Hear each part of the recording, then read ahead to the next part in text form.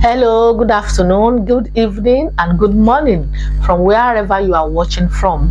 I am Olanureti Comfort Adedugbe, and I am welcoming today to Healing Heart Haven, where we discuss mental health matters.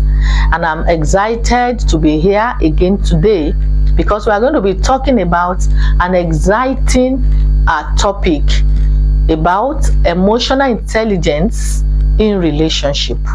And so we are going to explore the crucial role of emotional intelligence in building and maintaining strong and healthy relationship.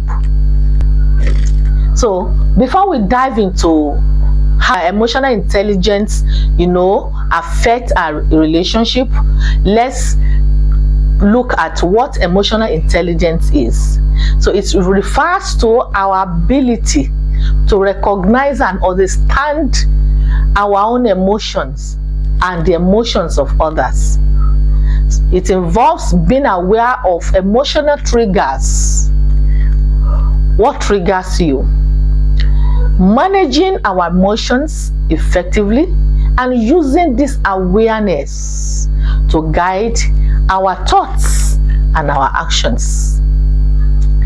And I would like to define emotional intelligence in my own way, from what I got from my own training.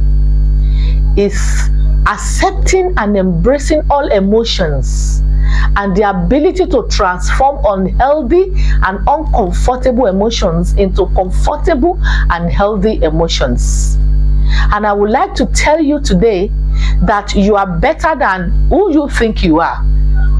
Not minding what the situation of your emotions are anytime. Some of us, when we react to any emotions that are unhealthy, and we at the end of the day feel guilty, we feel shame and all that. But I want to tell you that when you are aware of your own emotions and you understand your emotions and you understand your trigger, you'll be able to do better, and you will know that you are better than who you think you are. There are 4 key components of emotional intelligence that I would like us to consider today. Number 1 is self-awareness. When we are talking of self-awareness, we are talking about recognizing and understanding your own emotions. I know my emotions. I know what triggers me. I know what changes my moods. I know what I can do, to make me control my emotions, to make me respond to people, not reacting to them, not to make others feel bad or make me feel bad. So when I'm aware of what triggers me and I understand my emotions, I know what changes my mood and all this, I understand people around me, then I will be able to control my emotions. Whenever anything happens, I am responding, I am not reacting. So know your trigger. And when we are talking of trigger is any event that causes emotional reaction. Anything that will make you lose it. Anything that will make you behave abnormally. Those are triggers. We also have self-management, managing our emotions effectively. And I think it's very important to relationship. If you don't know how to manage your emotion effectively, you will lose it. You will lose it. Most times you will react to people. I talked about a man that reacted to someone in a viewing center and that landed him in prison, and he was in that prison for 40 years. If he was able to know or to manage his emotions, he would have been able to control that trigger at that time. So managing our emotion effectively help our relationship. So what you think controls your emotions. Whatever is in your thoughts. If you are thinking negatively, it will definitely affect your emotion. And anything that happened around that time, because you have negative emotion at that time, it will affect your action, your behavior, and this will affect your relationship. Another thing is social awareness, recognizing and understanding emotions in others. This is very important. Fine, you are aware of your own emotions, but what about the emotions of the people around you? What about the emotion of that family member, that friend, that colleagues, that boss, that church member? If you recognize and you understand their own emotions, what happens to them? There are a lot of people, when they behave or where they are in a place, especially in our working places, we realize that we'll be telling people that don't go to this particular person. Don't you see her mood today? Please don't go. So in other words, that is showing that you can recognize the emotions of other people, and when you recognize the emotion, you'll be able to accommodate them.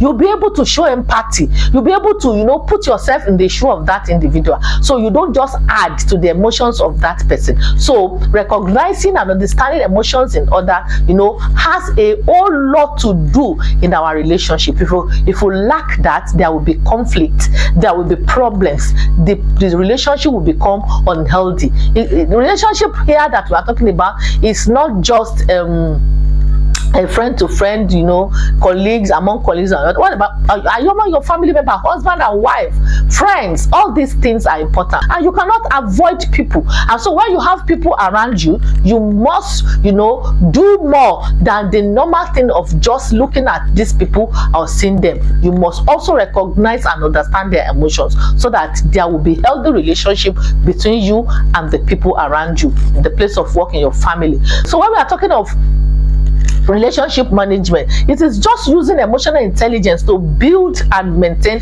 strong relationship. If you are unable to control your emotions, then they can't have healthy relationship. So applying emotional intelligence in relationship. How can we apply emotional intelligence in our relationships? Let's look at some strategies. Number one thing you need to do is active listening. Pay attention to others and try to understand their perspective. Like I've been sharing before, if you don't pay attention to others, you don't want to listen to the perspective of others. For example, so between even husband and wife, either of the spouse can love talking, and he will want the other spouse to listen. The moment that spouse is lacking in listening actively to the other spouse, there will be issue. Even among friends, I can't be talking to you and not listening to me. It will break that relationship, or to affect that relationship. So number one strategy for effective relationship through emotional intelligence is active listening. Pay attention to others and try to understand their perspective.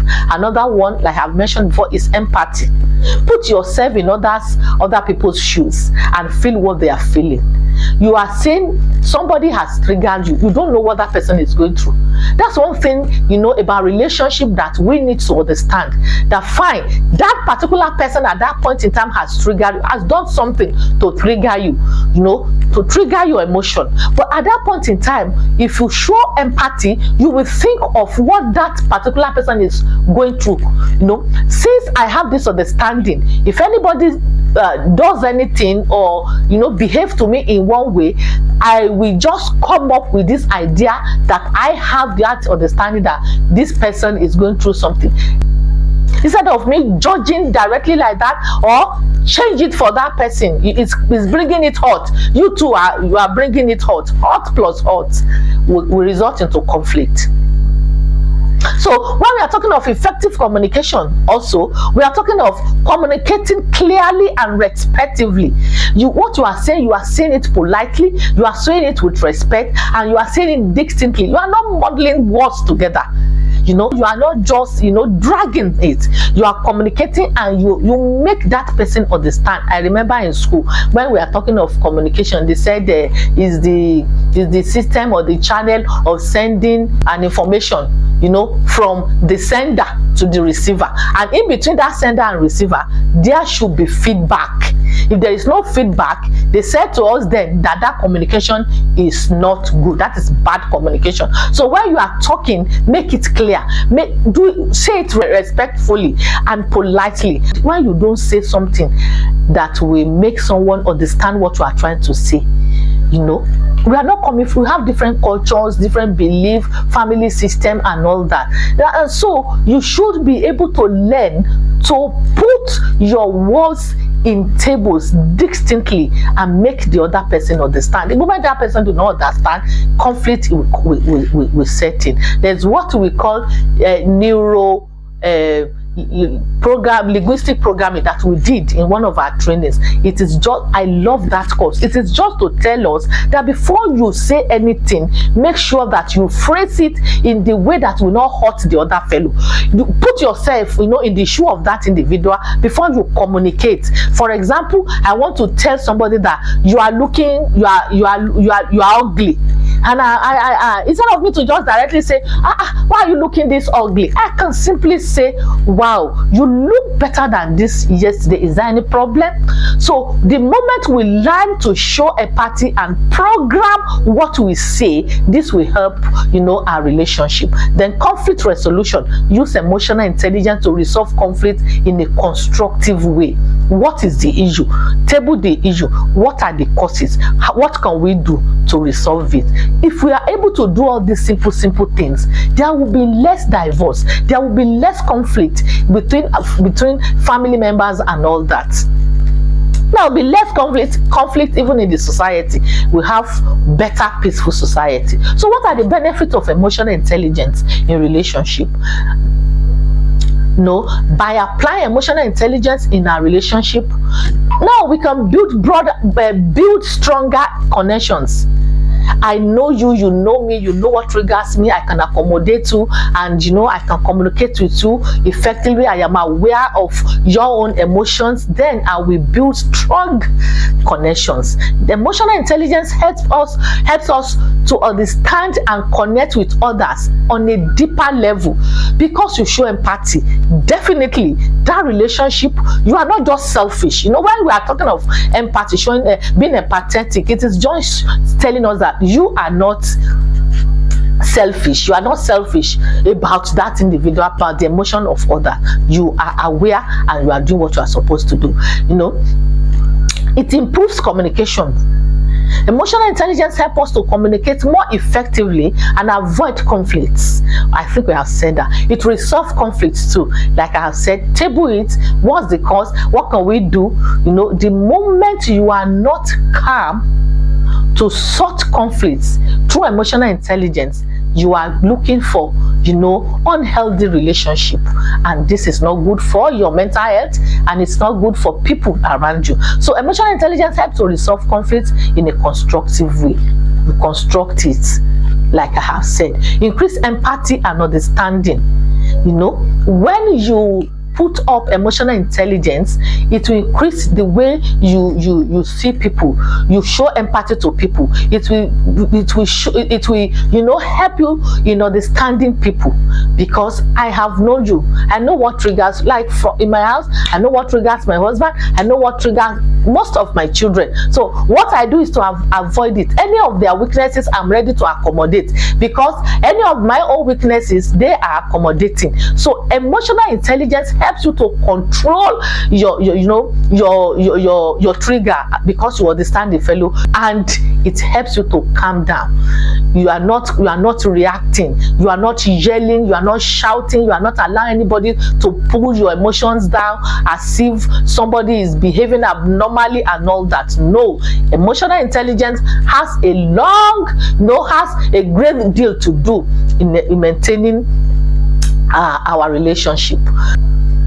Developing our emotional intelligence, we can build stronger and more meaningful relationships. We can improve our overall well-being.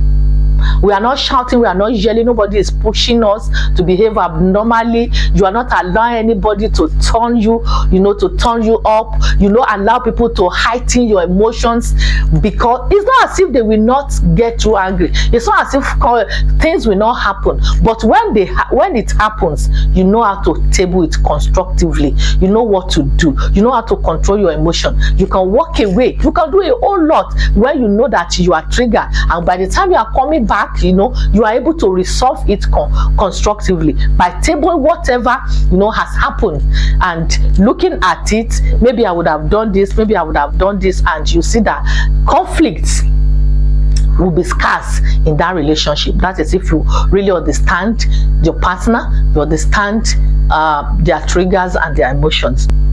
So we can build stronger, more meaningful relationships, as I have said, and improve our overall well-being. Then remember, emotional intelligence is a skill that can be developed with practice and patience. It's not something you can achieve in a day. You can't achieve it in a day. It's not something you can just say, I will do it. Because when you do it, the other person can behave in another way. You will still have to be patient. Be patient and believe in yourself that you can do it. And when your slogan is nobody can pull me off to behave abnormally, then you know that you'll be able to control your emotion. So thank you for watching. If you have any questions or you have any topic you want us to discuss, please leave them in the comment section, and you can call us on 0708275262716. Please like, comment, and share for other people to benefit. See you in our next video. I remain yours, Olanireti Comfort Adedipe.